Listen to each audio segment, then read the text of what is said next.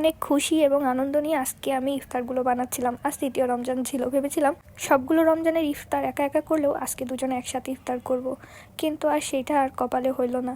শেষ মুহূর্তে সে আমাকে বলে দিল সে আর আজকে আসতে পারবে না, তার নাকি অনেক কাজ পড়েছে। যাই হোক, হ্যালো এভরিওয়ান, আসসালামু আলাইকুম।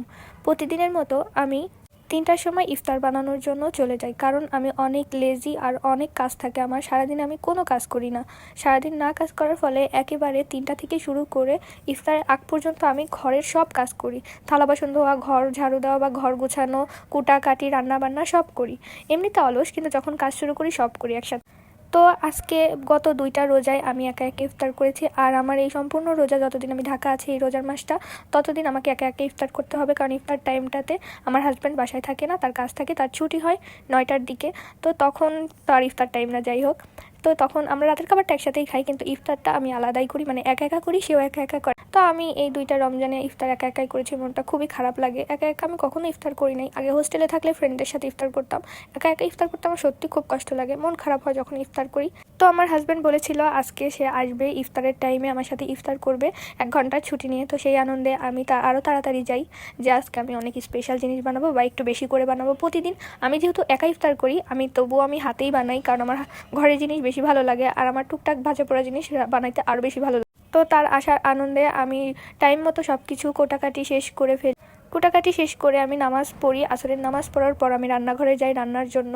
প্রথমে আমি আমার হাতের কাজগুলো সেরে নিই, যেমন বেসন গোলানো থেকে তারপরে মাখানো, ওই যে পেঁয়াজির মশলা মাখানো, তারপরে বাটা মশলা, যেটুকু হাতের কাজ থাকে ওগুলো করে ফেলি। তারপরে একেবারে গ্যাস জ্বালাই। এরপর আমি 2 চুলায়, 1 চুলায় ভাজি বসাই এবং তারপরে আরেক চুলায় ছোলা দিয়ে দিই। ছোলাটা আমি আগে থেকেই সিদ্ধ করে, কারণ ছোলাটা আগে সিদ্ধ করে রাখলে রান্না করতে বেশি টাইম লাগে না, শুধু মশলা কষানোর পর রান্না করে ফেললেই হয়ে যায়। ছোলা সিদ্ধর সাথে সাথে আমি আলুও কেটে দেই, কারণ আলুর চপ বানানোর জন্য যে আলুর সেদ্ধটা লাগে সেটা আমি ছোলার সাথেই দিয়ে দিই। ছোলা সিদ্ধ হয়ে যাওয়ার পরপরই আমি পেঁয়াজুর মশলাটা যেহেতু করেই রেখেছিলাম ডোটা, সেগুলো দিয়ে পেঁয়াজু এবং বেগুনি আলুর চপ ভেজে ফেলি। এরপরে আমার এদিকে ভাজিও হয়ে যায়, সাথে ইফতার আইটেমগুলোও বরাবর হয়ে যায়। তারপরে একটা মাছ তরকারি রান্নার ছিল সেহরির জন্য, সেটাও শেষ করে ফেলি। আমার যখন ইফতার বানানো শেষ হয়ে যায়, মাছ রান্না করব, সেই টাইমে আমার হাজব্যান্ড আমাকে ফোন দিয়ে বলে, দেখো আমি তো খুব ঝামেলায় পড়ে গেছি, আমি তো আজকে আসতে পারবো না, তুমি আজকে একা একা ইফতার করো, মন খারাপ করো না। তো মেয়ে মানুষ, মন খারাপ তো হবেই। তো আমার একটু মন খারাপ হয়েছিল। তো প্রথমে বলার আগেই সে বলছে, দেখো রাগ করো না, আমি একটা কথা বলবো, আমাকে তো তুমি বিশ্বাস করে হ্যান ত্যান বলার পর সেই কথাটা বলছে। যাই হোক, আমার খুব খারাপ লাগছে যে অনেক আশা নিয়ে অনেক কিছু বানাইছি, সে আসতে পারলো না।